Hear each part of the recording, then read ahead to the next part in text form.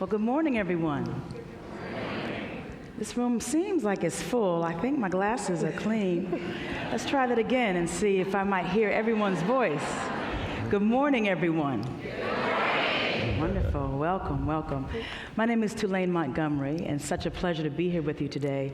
I am managing partner of the National Venture Philanthropy New Profit, the first philanthropy to bring the power of venture support for leadership and entrepreneurs into the philanthropic space.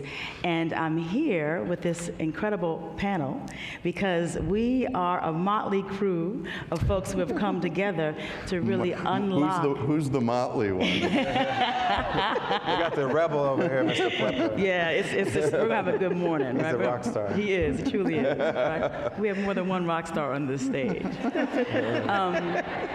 So we came together to launch an initiative called Unlock Futures, which we're going to spend some time talking about.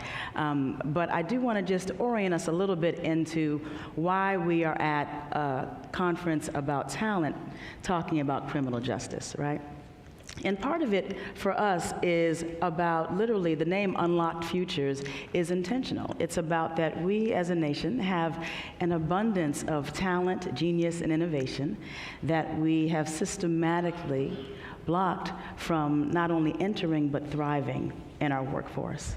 And that is a reality and norm that we can no longer afford fiscally, ethically, from a human perspective, from a moral perspective. There's a real urgent mandate for us to get smarter about expanding our talent pipelines. And so that's what we're here to talk about this morning. Is that all right with you all? Works for you? All right, sounds good.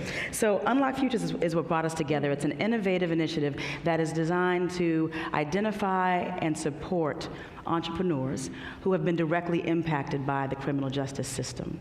And we provide these incredible leaders with unrestricted growth capital and capacity building support to help them build and grow their ventures. But in addition to that, we also partnered with Free America in order to tell the stories of these leaders and the stories of their innovation and genius, because we know it's not enough to help build and grow their institutions. We also need to change the public narrative, the story we tell ourselves about where leadership and talent and genius reside. So with that, let's talk a little bit, right, about this. And I feel like my panel needs no introduction, so I kind of went ahead. So let me just go ahead and do it the right way and introduce, even though I do think really this panel does need no introduction. So we have to my immediate left, singer, songwriter, producer, philanthropist, creator, John Legend, and founder of Free America. Let's give him a round of applause. Thank you. Thank you. To the left of John, we have my sister from another mister, incredible entrepreneur, activist, founder of the Ladies of Hope Ministries, Topeka K-Sam.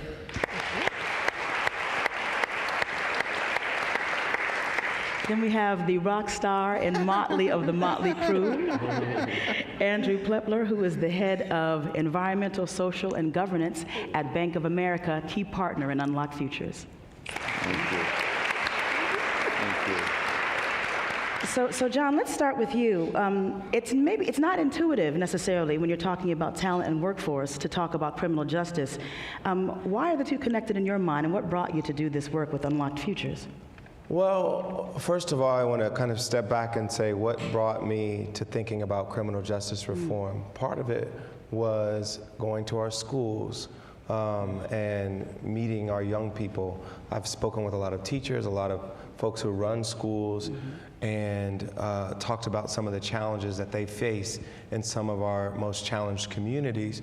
And a lot of times, you would find that so many of the young people in our schools were dealing with having family members who were incarcerated at that time, people who had one of their parents who wasn't available to them to give them love and financial support and all the things that they would need from a parent because they were in prison. I've had family members of my own who were locked up and unavailable to our family in the way that they needed to be. And when we put so many of our community members in prisons and jails, we're excluding them from so much. And part of what we're excluding them from is their family and their community. And what we're seeing in some of these areas is the after effects of that kind of destruction and disintegration of community. And what I wanted to do was focus on freeing this human potential up and saying, how do we make the most of all of our community members? How do we integrate them back into the community? Say, you're part of us. How do we integrate them back into the economy? How do we make it possible for them to live and work and grow and love and be community and family members? And one of the most important ways is that when folks come back from prison, when they return to their communities, we make it hospitable for them to reintegrate and join the community. And what that means is they should be able to get housing. They should be able to get a job.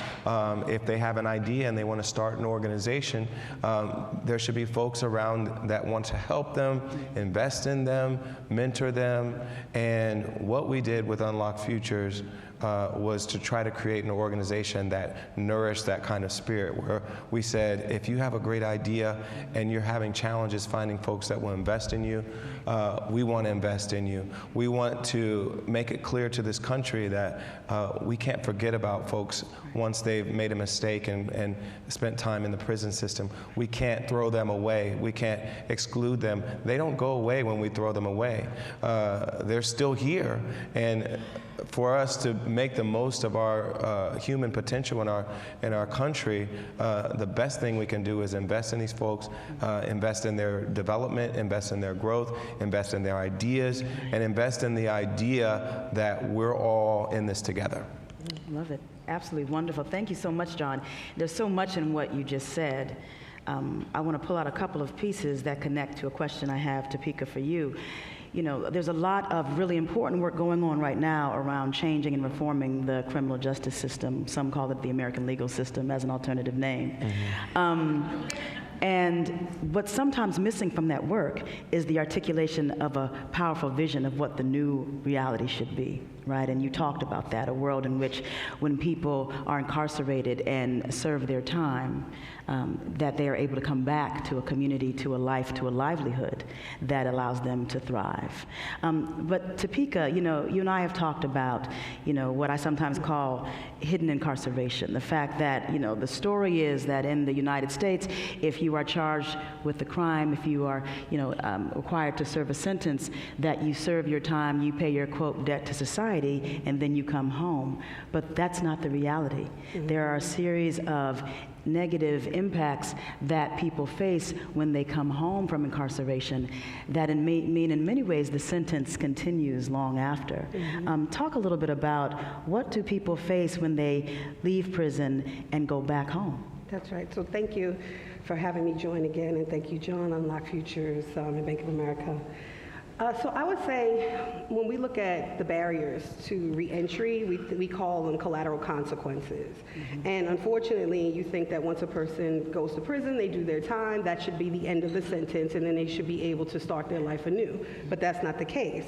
You have parole and probation, which is also another level of surveillance. And for the 2.2 million people that are presently incarcerated, there's 4.7 million people that are incarcerated in their communities. And those people who are incarcerated in their communities cannot get jobs. They cannot get housing. And if you can't get a job and you can't have housing, how are you going to eat? How are you going to get your children back if you lost your children, which women being primary caretakers of young children, typically 80% or 85% and growing of women and going into prison are mothers. That now the children are getting lost. And to John's point, then the mothers can't be there to provide the love and the resources to the children. And unfortunately, that then can have a trickle effect on the communities and now over-policing of our children. And it's all of these different things. And so, you know, what we're doing, the entrepreneurs in the first cohort and now the second cohort, where's my sisters and brothers? I know you're here. I want to give you a shout out. Let me see you. Raise your hands. There you go. All right. Yeah. There they go. this is part of the future, right? Part of investing into formerly incarcerated leadership like myself and them and many others is a way that we're keeping communities safer, that we're reducing recidivism, that we're allowing people really to have the things that they need to transform their lives. And it does not start with just entry-level positions all the time, right? Like, there are transferable skills that people have. Before I went to prison, I was in college. I was division chairperson for the union for Amtrak for New York and DC. I own 2 businesses. I come from a family of entrepreneurs. So I knew business. And for me to come home and be told that I need to take a 16-week Microsoft course in order to maybe get a job when I could have taught that course was really disrespectful, in my opinion. But also, when I was incarcerated, the fact that for women, they wanted to give us, for adult continuing education courses, knitting and crocheting, as if those courses would be transferable and help me to have a great life for myself afterwards, unless I wanted to start a knit shop, and that was not something I wanted to do. So in thinking about restoration of the Pell Grant, thinking about making sure people have access to these opportunities while they're incarcerated, so that prevents them from having issues when they come home, is what part of, I think, what we're doing here with Unlock Futures. Yeah, thank you so much, Topeka. So in both John and Topeka's comments, you know, we heard about so many aspects of life. We heard about housing, we heard about education, we heard about health care. There's so many systems coming together. And even on this panel, you know, we have a real cross-sector network represented here. You know, when we had the idea to launch Unlocked Futures, and we were in conversations with Free America and John's team, we said, you know, who can help us get behind this work, right? Who will really invest capital, resource, and endorsement of what was to some a crazy idea? And I want to acknowledge Bank of America for stepping up. And Andrew, thank you for your leadership and just enrolling the Bank of America and your capital and your resources and your talent to support Unlock Futures. So thank you. You're very welcome. Thank you. And I am. Now, do you want me to leave? No, that's it. We're done now. That's it. Well done. Thanks, Andrew. Thank you. We'll talk later. And goodbye. We'll talk later. Right. Yeah. And I'm a hip hop baby, so I'm a fan of the shout out. And so I have to give a shout out to my partners in purpose on this who are sitting right here. So Carrie Sullivan, head of Bank of America Charitable Foundation, thank you for your leadership and your work. And Danielle Campos, thank you also, member of the Bank of America Charitable Foundation team. Thank you for all of your leadership. Thank you. Because it really does take a village, a team, a squad to make this work happen, because we're working against so many systems and norms that really need to change. So with all that said, Andrew, you know, John and Topeka talked about health care, education, housing. What is the role of a for-profit business in this issue? What do you see as the role of the bank? Yeah, this is sort of an exciting time, actually. It's one area that I think we can really share some optimism going forward. You know, you saw the Business Roundtable letter that came out that talked about businesses' role in society and businesses' role to engage various stakeholder groups, not solely shareholders. And that's an opportunity to get invested in the critical issues of society. And there's license now and actually an expectation that businesses are going to engage in some of the most intractable problems in society. It's no longer enough to just say we're going to go out and volunteer in the community. That's vitally important, but the expectations and the bar are now higher. People actually expect, our own employees expect us, our investors expect us, our clients and customers expect us to actually engage in some of the more challenging issues in society. And this is one. We have 2.3 million people incarcerated, 600,000 are coming out annually. What are they going to do in our communities where we work and live? And I think business is now more enlightened that this is an issue that we have a stake in solving. And I think the encouraging thing is there's bipartisan support politically, one of the few issues where you see that. Business is now overcoming some of the stigma around how do we put formerly incarcerated people into the workforce, and realizing that 95% of the people are going to get out. 50% today go recidivate. That is, from any business perspective, a bad equation. And we have a role and a responsibility in trying to address that. And we've done that both philanthropically through our support of Unlocked Futures, and we're going to now support the second cohort, which we're very excited about. But we can also invest in systemic reform, address some of the systemic barriers, and then as an employer, we need to get more engaged. And I think business is now realizing, and it's a complicated issue of regulatory and legal, and there are barriers, but now there's an understanding that we ought to engage with our stakeholders, including our regulators, to address why can't we also be an employer? We can help organizations in the community who are employing the formerly incarcerated, but if we can unlock our own hiring pipeline, us and other corporations, that's when we're really gonna begin to see progress. That's exciting. You heard it here, right? That's really exciting. Unlocking any of the barriers to just opening the doors for opportunity for people who bring talent, innovation, but don't get the chance to get in the door. It's really powerful, Andrew. So I'd love to just, for a minute, just reflect on how we got to be here together, right? John, maybe let's start with you. You talked a little bit about why you care about Unlocked Future, care about criminal justice reform and how you saw the impacts of it, starting with education in schools.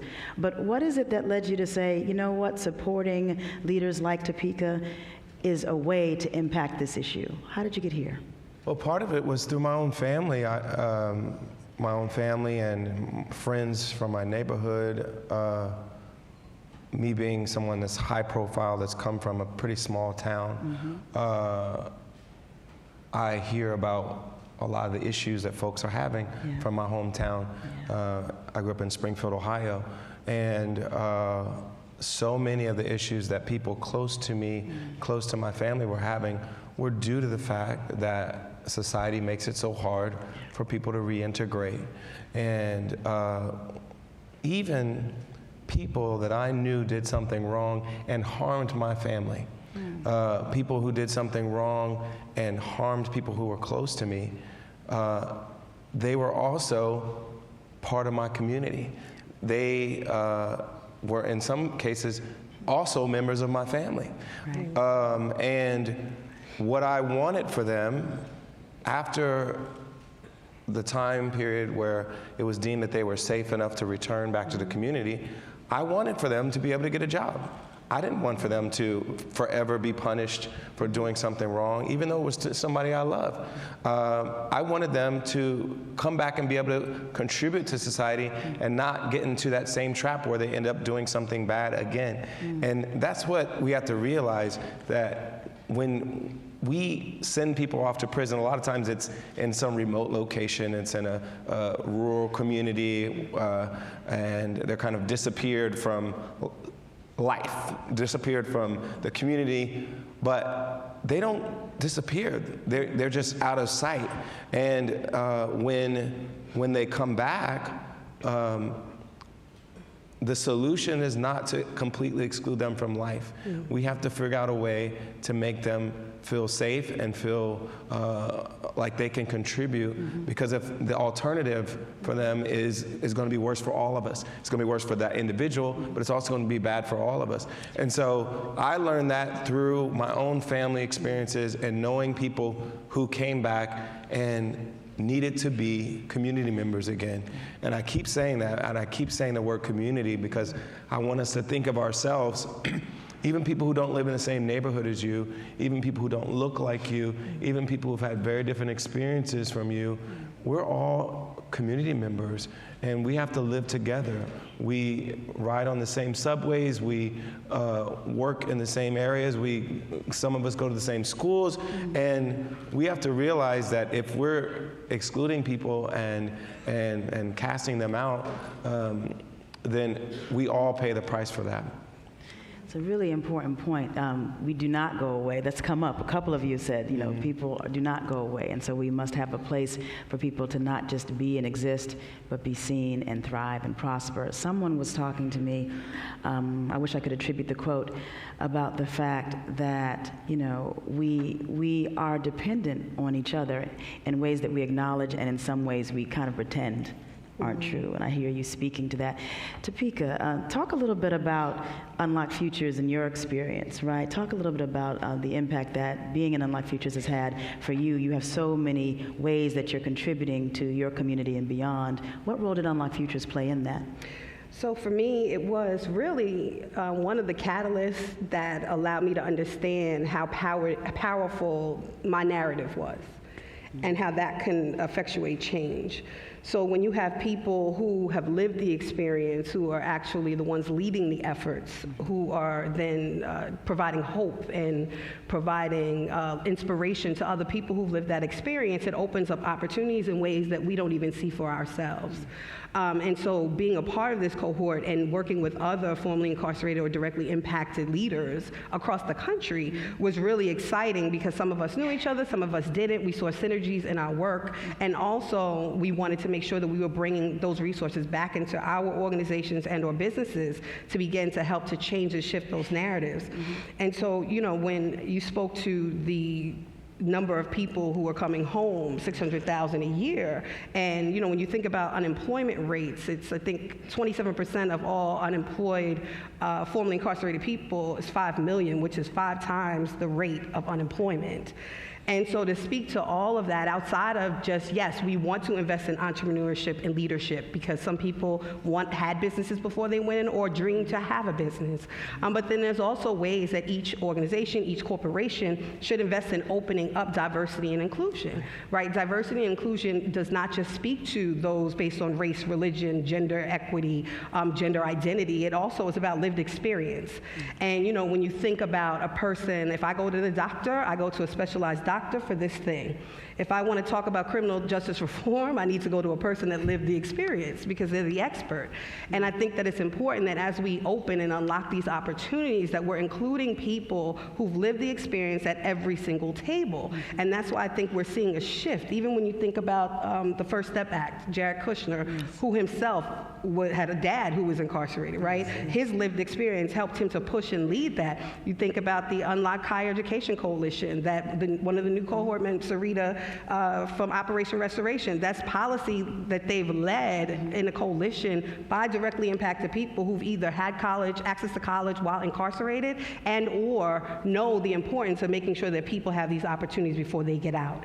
So I think this opportunity for me also opens up the idea to everybody in this room that if you were able to invest in new leadership and new talent, that so can they. So I think it changes and it shifts people's thinking on many different levels. I really appreciate your comments, Topeka, because we talk a lot in the Unlocked Futures family that proximity is expertise. Right? I feel like you just gave several examples of that being true. Often when we talk about proximity and diversity, we can kind of, I think, inappropriately apply a charity frame, that proximity is about people who have suffered the most. No, there is suffering, but there is genius, expertise, and knowledge that needs to be unlocked and leveraged when we identify leaders who've been directly impacted by the system to design the solutions to change the system. Right. So And it's all of our issue That's now, right? That's right. 1 in 3 adults or Americans have experienced incarceration one way or another, whether it was someone that they know, someone they employed, a family member, or themselves, whether it was something that they went through as a child that is a sealed thing and nobody knows about, or whether it was something that they did that was an indiscretion that maybe no one knows and you never got caught for it.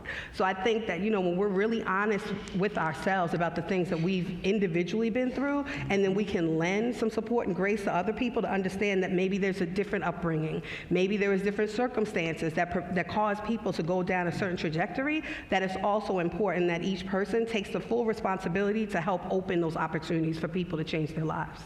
Absolutely. Can I just say one thing to that? That's such a great point, because, and your point about proximity is expertise. This is one issue, people are so stuck in their views today. This is one issue where impressions actually change when they have proximity. That's right. This is one issue where when people are exposed to Topeka and hear the story and stop and say, how in the name of any sense of fairness and justice should this person not be able to work in society? And I think whatever your political views are, when you get proximate to a story like that, and when John came and spoke to our board of directors 3 years ago, a bank board, not always the most progressive of institutions. That was when we got permission to really examine this issue. And then, the visibility that comes from that to sort of reorient people to say, this is nuts.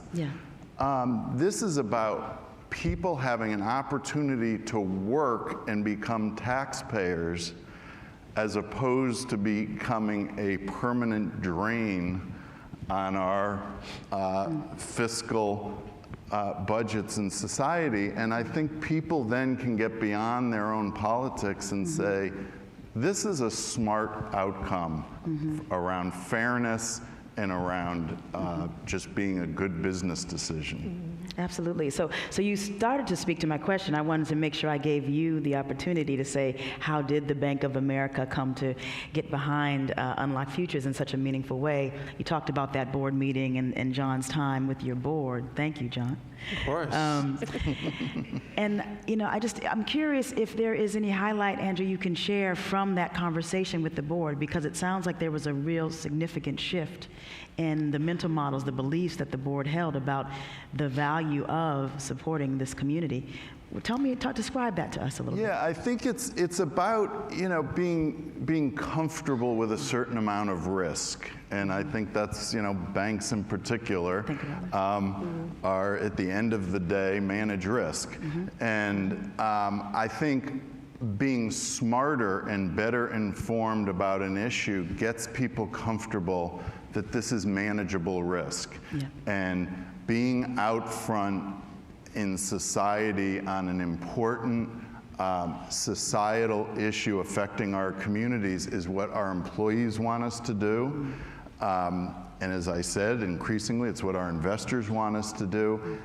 And I think a better understanding of what the end goal is, which is to get people employed and stable in their communities. Absolutely. And I think that just became, that's a reasonable risk, despite the fact that things can go wrong. And this is not necessarily a higher risk population, truthfully, than many other populations in our communities.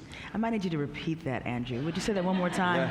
Say that one more time. This is not necessarily a higher risk population than other populations we deal with in our communities. Right. Yeah, that's important. Don't tweet that. That was off script. I know. Yeah, you're gonna get it later, Andrew. But thank when you. When you tweet it, hashtag Motley Crew. Yes. Okay, it's a party. So, John, what would you say when you think about Unlocked Futures?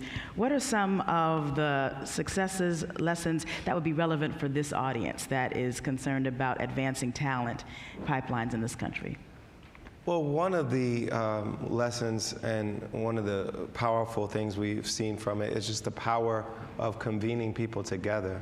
And Topeka is part of our first cohort, and we've just brought in a new cohort.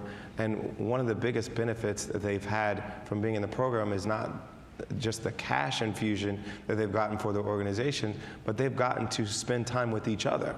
And them spending time with each other and learning lessons together, learning from each other, learning from the challenges that each of them have faced in starting their organizations and leading their organizations and getting tips from one another has been such a powerful thing. And we've all learned from it too, from watching them interact, understanding what we can do to have the most impact on their organizations, learning what's of value to them that we can provide through our 3 organizations coming together. And it's been a beautiful experience just seeing truly, to quote the name of our organization, to see so much being unlocked and freed up for so many people to really flourish and maximize their potential. That's wonderful. And Topeka, you touched on this a bit, but I'd love for you to just say a little bit more about, some of the unique talents and competencies that this community of leaders bring to the workforce, to help this group here in the room understand this is not about charity, this is about smart talent strategies. What are some of the gifts? Absolutely. Yeah. I mean, you think about the levels of education and experience that people have, period. And so those who go in prison, it's the same, right? Like, you go in one way, you come out another.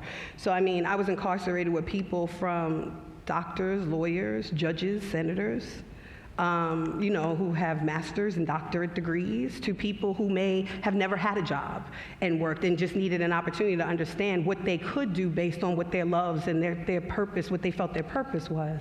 I feel like there's a very interesting thing with understanding that you have a chance or a second chance. For me, it was 50 chances probably.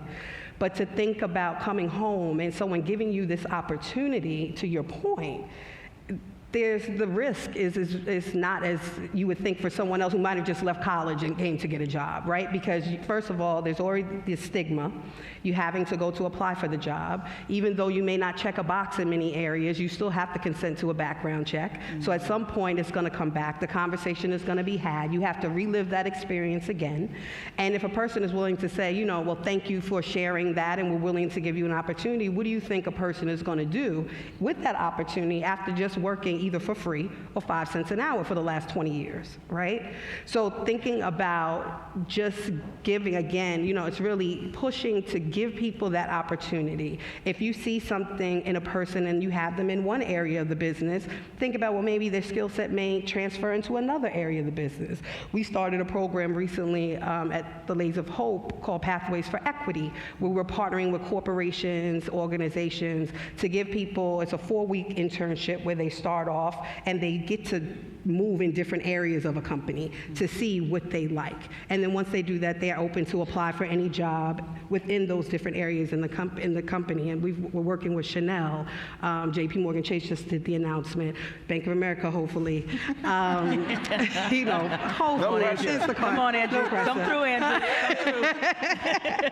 But, we're open to all the opportunities with all the businesses and corporations because, the larger the pathway, the greater the opportunities for people. So I think it's just us thinking outside of the box, and also, you being that advocate inside your corporation for people who you are experiencing, right? We can't do it all, us coming into all these spaces speaking. Everyone who may have over 1 million followers can't do it because they have a level of influence and live the experience. It takes every individual and every single day to say, wait a minute, hey, I was at this conference, and this is what I heard, and this is what I learned. And I believe that we need to start implementing these practices within even HR or into hiring. So, thank you, girl. Wonderful. So I think we have some time to open it up for a couple of questions from the audience, and I believe they will they magically appear on the monitor. So what I'll do is I'll just read the question so that the group has access to it, and then we can have a stab at it. And I think, Andrew, I might want you to start with the first response to this, just to give you a warning of that. So, there's a lot of conversation about there being a broken talent pipeline right now in the U.S. That's a lot of what you all are talking about here.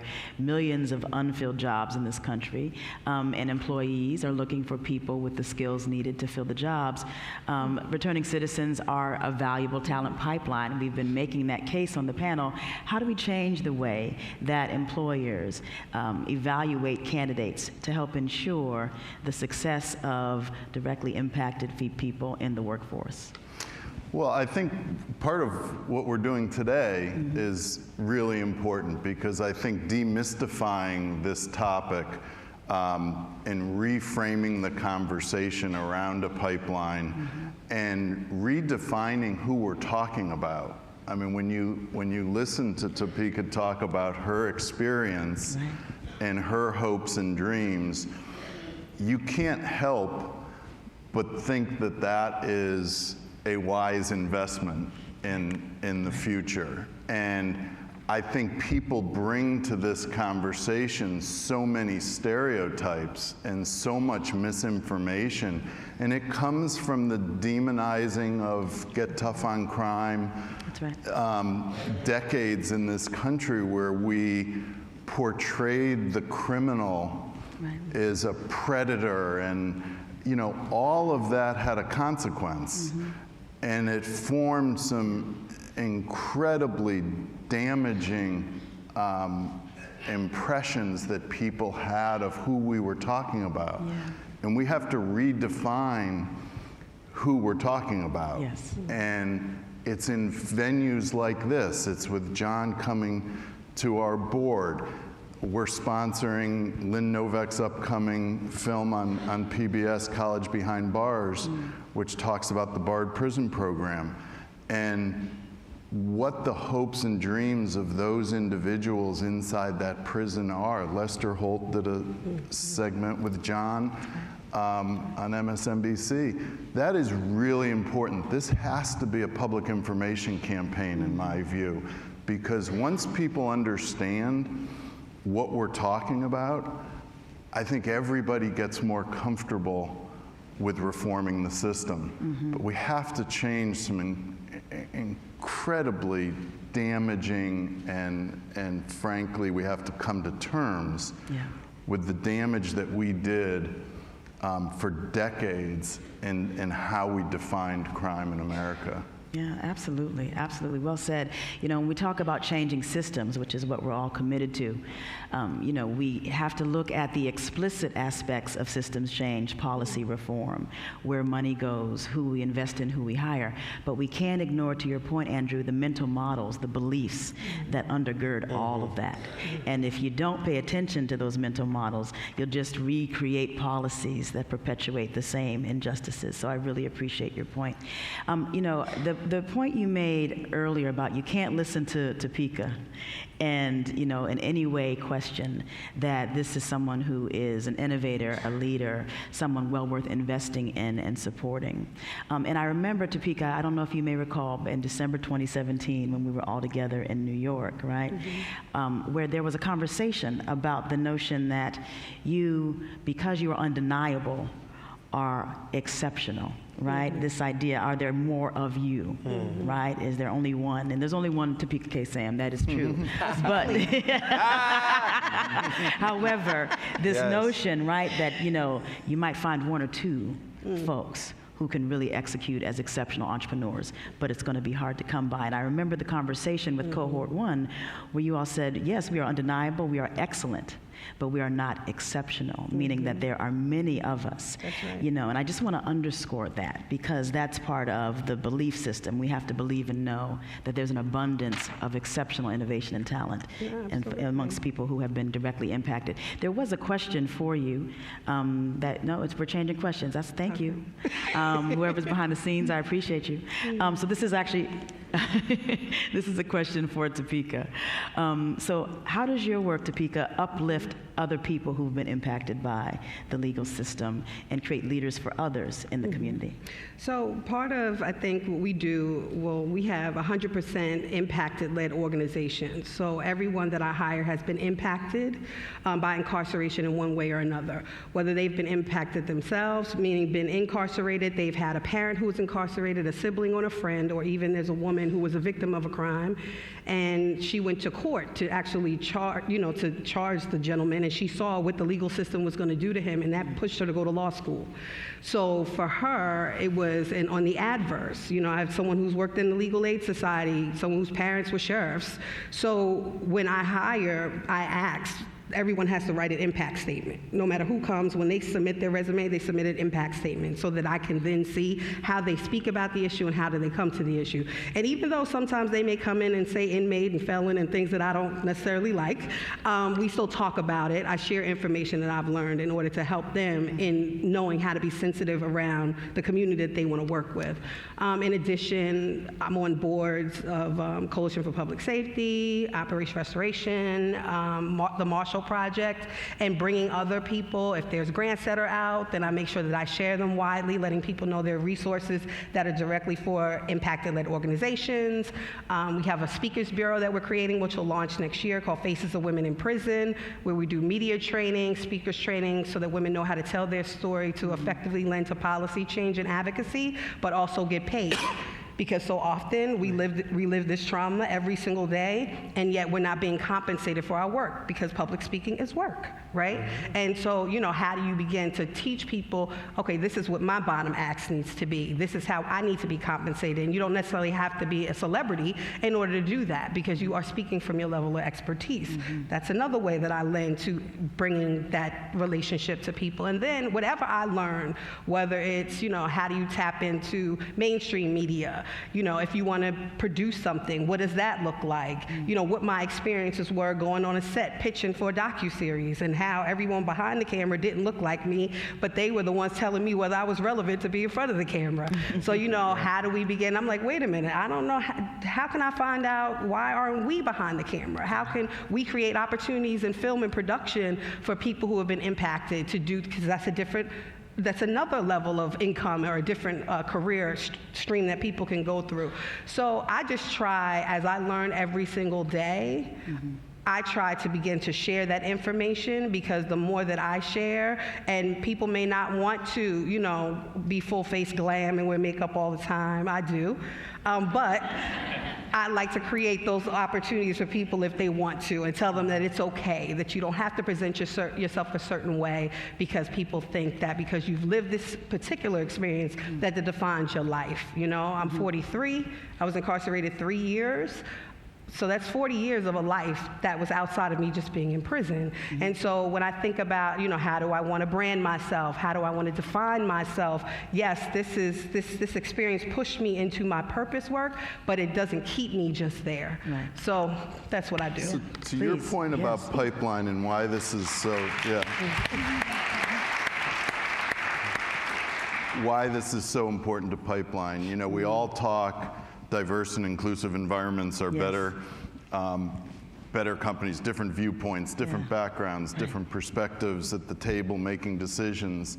These are diverse backgrounds. These are diverse experiences coming into the workplace with a perspective on life that's really important, and it's going to redefine how companies think about their commitment to society. So the pipeline isn't always just a skills conversation. That's right. The pipeline is a diversity of experiences and thought and perspectives conversation. That's right. And we ought to all be investing in that. Absolutely. So another question from the audience is that many times the barriers to employment for justice-impacted folks is not an employer issue. It's an us, and it's capitalized and underscored. It's an us issue. It's us not wanting someone with a record in our homes and in our businesses. How are we working? And I'm going to direct this. I'll start, John, with you. How are you working to educate the public in the same way as employers? Talk a bit about that. I think part of it is just getting to know the people in our midst. so many people, a lot of whom you don't know, have been in prison. So many people have been through the system in some way or another. And if we were to exclude all of them from public life because we're uncomfortable, we'd be excluding way more people than you think. And so what I want people to realize, we have to demystify this idea that these folks are irredeemable, that they're hardened criminals. Just as Andrew said, we have to take that mystique away and retell the story, because the true story is folks who are returning citizens are among us all the time, and we live together. Like I said, we ride on the subway together. We share the streets together all the time, and so I understand why someone might feel uncomfortable, but please realize that there are so many folks who have been in the system in one way or another, and if you allow the stereotypes you've read and seen about those folks to instill fear in your heart and exclusion, then we can't have a society that works, because there's so many people that would meet that definition. Absolutely. Would anyone else like to add to the comment? How do we influence the broader narrative, in the public? Well, doing this in each one of your corporations, organizations, in your homes, invite someone to speak to the issues of criminal justice reform. Talk to me or any of the 2 cohorts that are back there in the back of the room, to figure out where you can plug into the things that you are most passionate about. I mean, there again are so many ways to, take down a beast. And so you can plug in the way that suits you. But it is so very important that we look from a spiritual place and just say, hey, listen, but by the grace of God, there go I. This could have been me. It could have been my child. It could have been my mother, my sister, my brother, my aunt, whomever. And that because it wasn't, that I have a responsibility to myself and to my fellow community member to make a difference. Wonderful. And I always like to stress, because I think it's important that individual businesses are doing the best that they can, and individual nonprofit organizations are doing the best that they can. But that is not a substitute for us as a community coming together, as a democracy coming together, and saying, these are policy changes that will affect entire states, entire nations. Those are the times when big change happens. I think when we do a project like this, it's more of like an example, an idea that we can show to the public that says, here's the kind of broad policies that this whole nation needs to consider, or an entire state needs to consider. And so I think it always needs to be combined with democracy, with political action, with policy change. It's not enough for us to do these individual pilot programs where we work with a few organizations and help a few groups. Those are great, and they will add to society, and they're great. And I personally have invested time and energy into them. But I also invest a lot of time and energy into getting behind law changes and getting behind candidates that stand up for issues that I believe in when it comes to this issue. And so I think you have to combine the activity of business and philanthropy with the activity of democracy. That's right. I mean, and on that note, the call to action then is for each of us in the room to consider how we can unlock future and open opportunity in our work, in our community, in our civic life, in our world. Thank you to our panelists. Please, round of applause for our incredible panel. Thank you. Thank you. Thank you.